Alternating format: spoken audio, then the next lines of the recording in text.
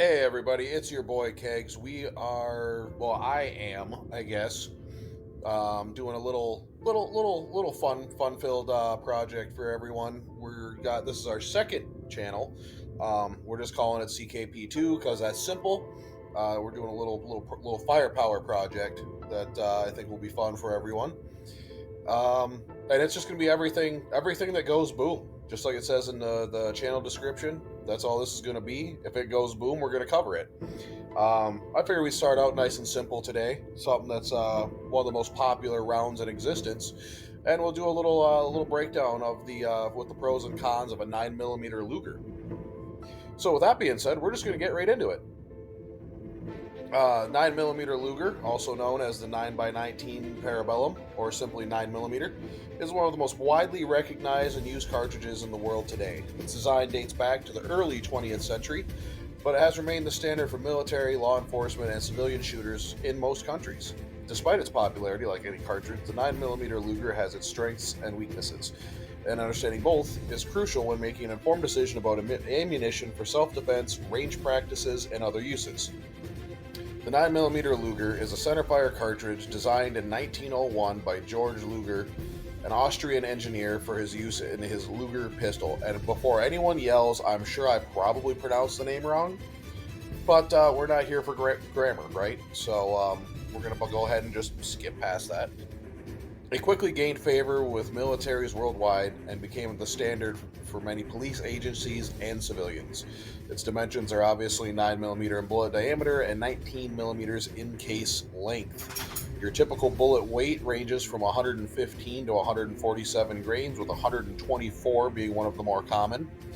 Muzzle velocity is around 1100 feet per second for typical 115 grain full metal jacket rounds.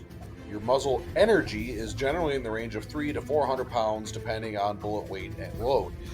I do know that there are outside companies that make specialty plus P plus rounds, obviously extra powder, that's what plus P stands for. And you can get bullet muzzle velocities upwards of 1800 feet per second and muzzle energy of 606 foot-pounds, which is really cranking for a 9mm. However, I will put a disclaimer in: do not feed your sidearm a steady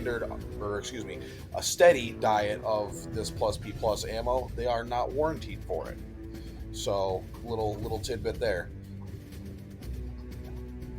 9mm is available in a wide range of bullet types, including FMJ, full metal jacket, hollow points, and frangible rounds.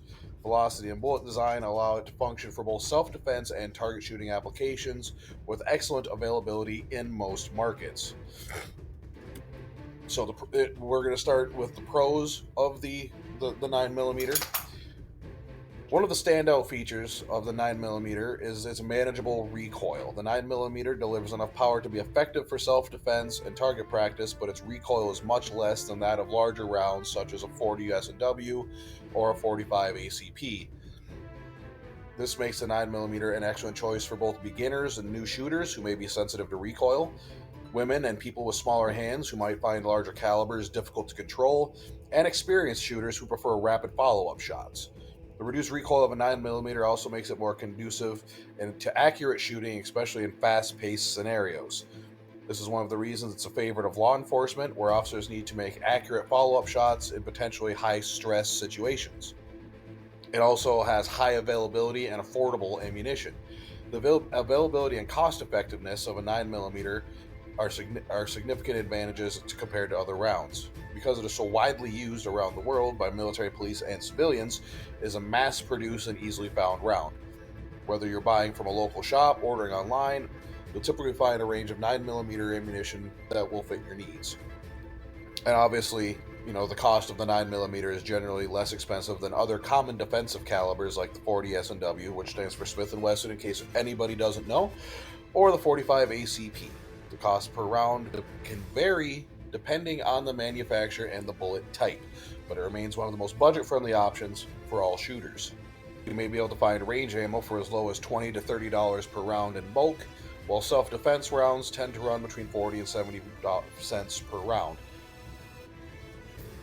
So our third point under Pro will be effective for self-defense. Modern self-defense ammunition has significantly improved the 9mm performance over the years.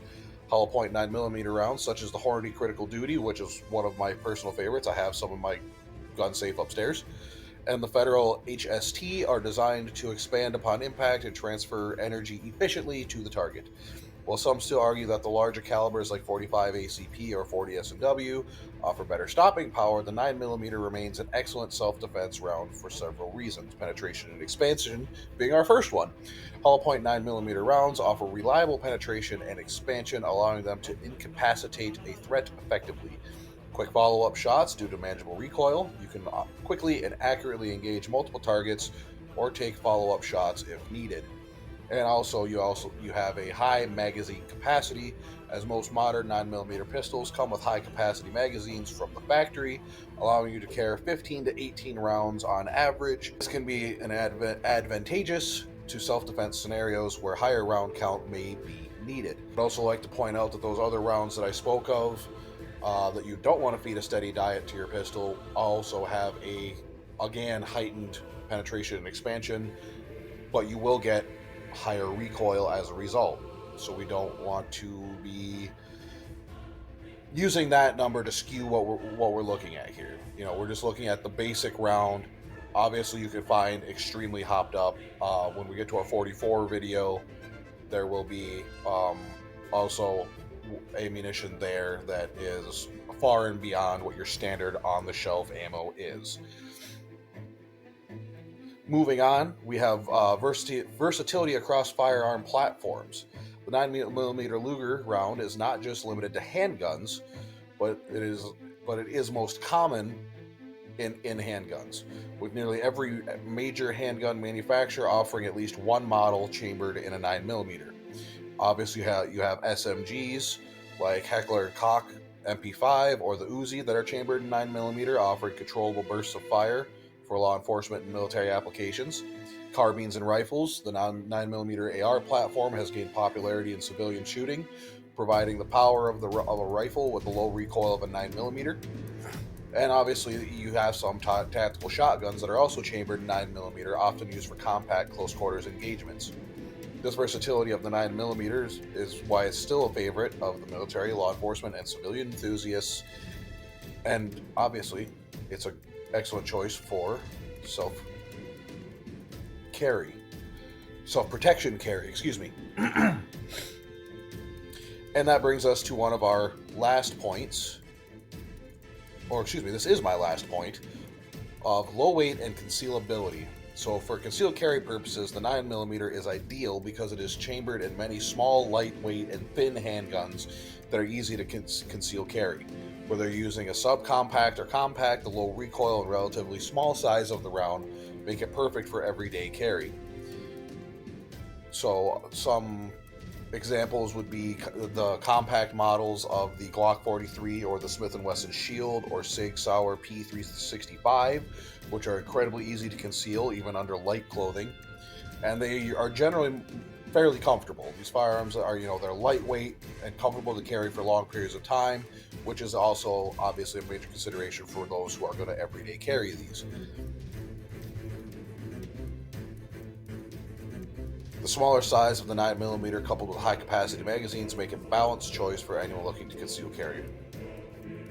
Now, we're going to move on into our cons, which is a lower stop. First one on the list that everyone talks about is lower stopping power. The most common criticism of 9mm is that it lacks the stopping power of larger rounds, such as the 40 S&W, 45 ACP, or even 10mm auto. Well, the 9mm is more adequate for most self-defense situations. It simply doesn't deliver the same energy or shock value that a large caliber provides. Shot placement is key for the 9mm to be effective. You need to hit vital areas of the body like heart, lungs, or head. A larger round may have a better chance of incapacitating an attacker with a single shot or a non-life-threatening shot. However, it is important to notice that in a self-defense scenario, if you take a non-life-threatening shot, a lot of times that is going to be looked down upon if you ever have to go to court for that. Critics argue some self-defense advocates still favor larger calibers for their ability to put down a threat faster, especially in high-stress or close-quarter situations. I don't. I put this in here because I thought that it made like a good amount of sense, and it does.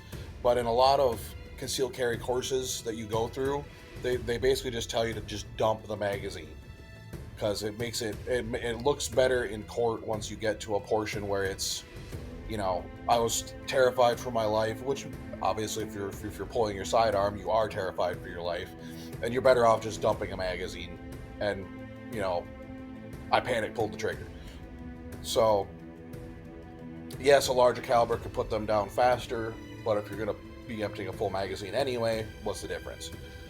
So, but again, modern self-defense ammo for a 9mm has drastically improved, including the hollow points and bonded hollow points. And some people do feel that the round's power could still be insufficient, though. So, again, that's more of a tactical need for our law enforcement and military. And then we also do have an over penetration risk. The velocity of a 9mm is generally considered an advantage for penetration. It can also pose a risk of over penetration, which means the round can pass through your target and continue on to potentially hit unintended targets. So full metal jacket versus hollow point. 9mm rounds are particularly prone to over penetration as they tend to maintain their velocity and trajectory through soft tissue or barriers. In urban environments or self-defense situations, overpenetration can pose a significant danger to bystanders or property. This is why hollow point ammunition is generally preferred for personal defense, as it's designed to expand and dissipate energy upon contact, reducing that risk of overpenetration. Obviously, your 9mm is not a long-distance gun. They're generally not accepted as an effective long range. It's effective within a 50-yard range for self-defense and range practices, and it loses energy and accuracy over longer distances, especially compared to, again, your 45 and your 40 S&W. So the energy drop-off of a 9mm is quite high, and most handguns also aren't designed for precision shooting beyond a short to medium range. So again, your 9mm is not going to be your best choice in a handgun for anything over, again, generally that 50-yard mark. Also, if we're looking at this from a military or law enforcement use, it's an excellent self-defense, target shooting, concealed carry, but not always the best option for our heavy tactical scenarios that require a larger, more powerful round. Military and SWAT are generally in the 45 ACP, 40 S&W, and the 5.56 NATO round, which often have more stopping power, more barrier penetration, so that way you can get to your targets behind cover, or if you have suspects with armor plating on. If you're expecting a larger and more heavily armored individual, 9mm is probably not going to be powerful enough to get the job done in those scenarios.